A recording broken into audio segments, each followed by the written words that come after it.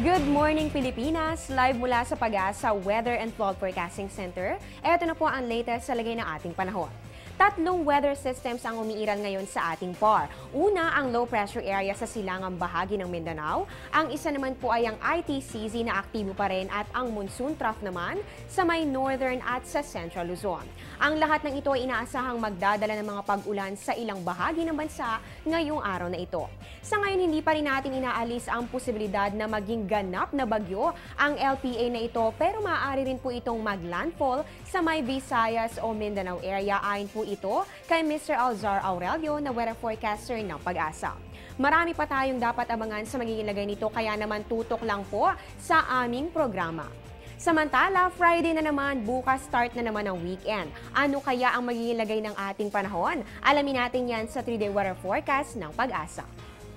Unahin po natin sa Baguio, maulang panahon po ang inaasahan bukas, kaya ihanda po ang inyong mga jacket. Pero sa Sunday at sa Monday, magandang planuhin po ang pamamasyal dahil maliit lang ang chance na makaranas ng mga pag-ulan.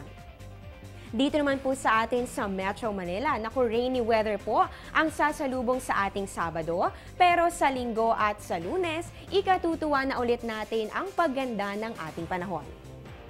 Para naman po sa Metro Cebu, naku, maulang panahon po ang maaring maranasan dyan. Kaya naman po ihandang mabuti ang mga payong para makaiwas sa rain showers or thunderstorms. Yan po ay simula bukas hanggang sa Lunes.